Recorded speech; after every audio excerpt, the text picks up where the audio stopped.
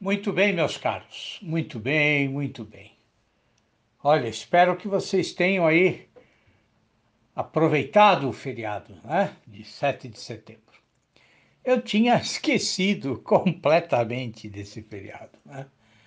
Tanto que no áudio lá da semana passada, no último áudio da semana passada, eu digo para vocês, né? Bom, até segunda-feira, né?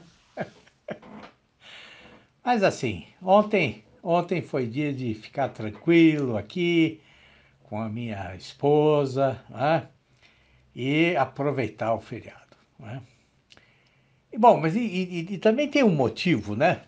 Para eu ter esquecido, é que com essa quarentena, bom, a gente vive aqui numa espécie de uma bolha fora do tempo, né? É muito curioso o que acontece, né?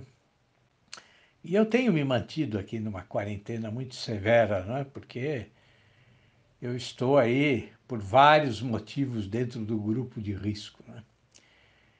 E vocês sabem que, bom, não bastasse isso, né?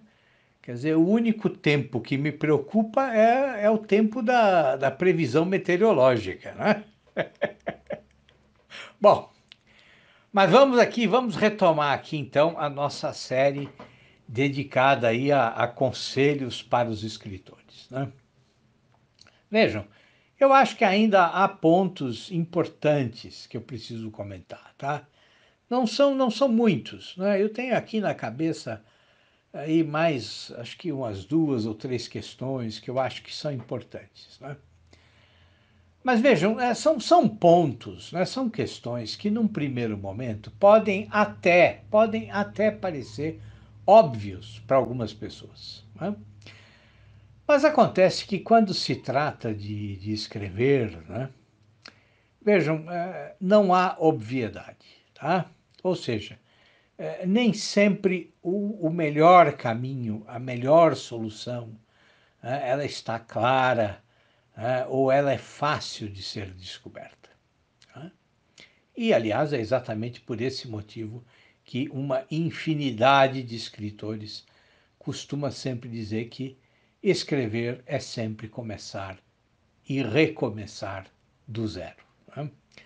Quer dizer, é claro que você, ao longo da vida, você ganha segurança, né, em relação aí ao manejo da língua. Você também vai criando a sua própria voz, o seu próprio estilo, né? Mas vejam, nós estamos sempre testando novas possibilidades de expressão, né? E também tem o seguinte, quer dizer, como nós todos somos leitores incansáveis, bom, então nós sempre também estamos aprendendo, né, novas formas de expressão. E se você for realmente um escritor, né, bom, você nunca vai se sentir plenamente satisfeito com o que você faz, tá? Então vejam, eu, por exemplo, né, quer dizer, quando eu releio textos antigos meus, né, bom, eu acho que muitas vezes eu não fui plenamente claro, né? Em outros trechos, bom, eu leio e acho que eu poderia ter desenvolvido mais este ou aquele aspecto do meu pensamento, né? E vejam, muitas vezes mesmo, né, escrevendo aí para diferentes jornais, eu sou obrigado a obedecer ao limite de espaço que me dão, né? Bom, isso é um ótimo exercício para a gente treinar a concisão, a objetividade, né? Mas isso sempre me obriga a cortar vários trechos, né? Ou a concentrar uma ideia que eu considero importante em 4 linhas, né? Quando, é, para que ela seja perfeitamente compreensível, né, talvez ela merecesse 15 linhas, né? E não só, mas também, quem sabe, ela merecesse também, né, a citação de um exemplo. Então, vejam, a insatisfação é a regra, né? E é bom que seja assim, tá? É claro que chega um momento em que você sabe que você precisa parar de se corrigir, né? Como você sabe também que é impossível retornar a todos os seus textos antigos, né, para corrigir cada um deles, né? E é impossível por uma questão de tempo, impossível por uma questão de mudança de interesse, né, e até de mudança de modo de pensar, né? Também é impossível porque você está escrevendo outras coisas, né, mais interessantes ou mais instigantes do que aquelas que você já escreveu, né? Mas o fundamental é que você sempre olhe para o seu trabalho com absoluta honestidade, né? Quer dizer, e assim, então, devagar, você vai se tornar o seu melhor crítico, né? Agora, perceba que não se trata de ficar o tempo inteiro se comparando, tá, com A, B ou C, né? Também não se trata de querer ser o novo Dostoiévski, ou sei lá eu, né? O novo Homero. Não, não, não, não é isso, não é isso. E não se trata, muito menos, né, de ficar se comparando com os seus contemporâneos, tá? Então, assim, não cometa esses erros, né? Quer dizer, isso é uma tremenda perda de tempo. Você precisa ser, antes de tudo, você mesmo. E se você precisa ser você mesmo, isso significa, né, que assim, você não deve se preocupar também com o que os outros pensarão a seu respeito, né? Quer dizer, na verdade, você precisa se preocupar com o que você vai pensar de você, né? Isso é fundamental. Quer dizer, será que a cada noite, quando você coloca a sua cabeça no travesseiro, você tem certeza de que você fez o melhor? Ou pelo menos de que você tentou fazer o melhor, né? Quer dizer, isso é o fundamental, né? Agora, mas como é que nós alcançamos essa capacidade de autocrítica, né? Ou dizendo de outra maneira, quer dizer, como um escritor se transforma nele mesmo, né? Como é que um escritor realiza aquilo que ele já carrega em potência, né, no seu coração, né? Ou podemos ainda dizer de uma outra forma, quer dizer, como é que ele realiza a sua vocação? Bom, meus caros, é um longo caminho de paciência e de dedicação, né? E por onde ele começa? Bom, o primeiro passo, como escreveu o grande Auden, né? O Winston Hugh Auden, né? O poeta inglês, né?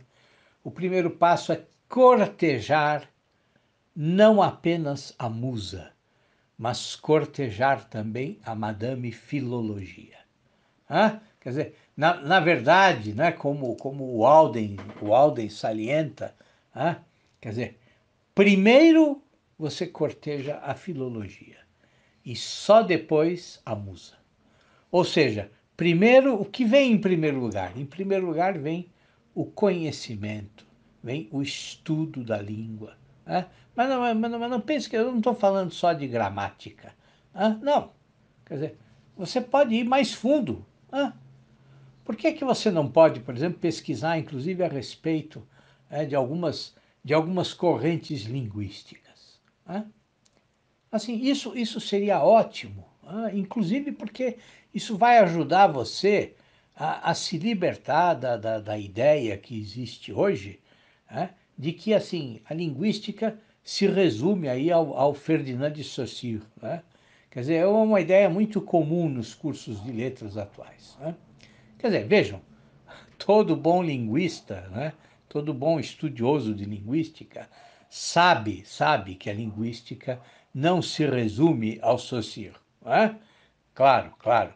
Mas o que acontece? Acontece que nas universidades, hoje, quer dizer, as ideias dele, né, se transformaram aí, se tornaram hegemônicas, né? Mas acontece que a verdade é que há várias correntes linguísticas, né? Então, assim, quer dizer, é importante a gente ter essa visão aí abrangente, né? Agora, acima de tudo, né, quando o Alden fala em cortejar a filologia, né, ele também está falando em quê? Ele está falando em você ser íntimo das palavras, né? Ele está falando de você brincar com as palavras, né?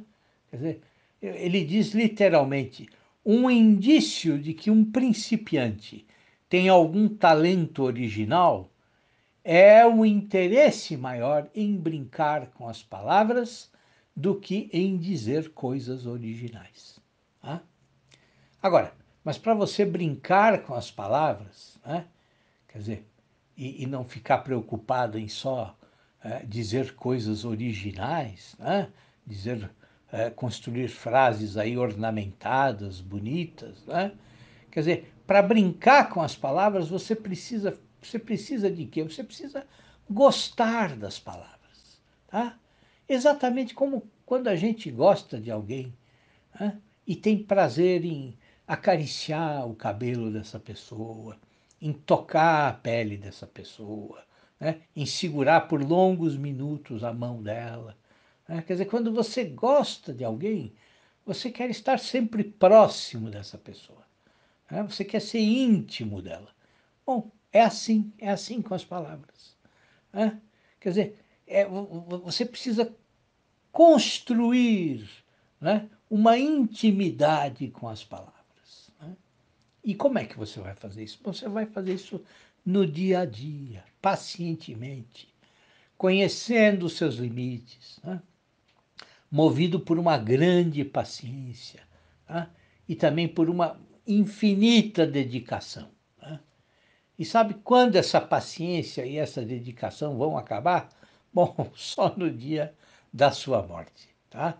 Só no dia da sua morte, né? Quer dizer, até o dia da sua morte, você, você vai estar evoluindo, né? No seu trabalho com a linguagem, com as palavras, tá? Agora, essa evolução muitas vezes, ela não é nem perceptível, tá?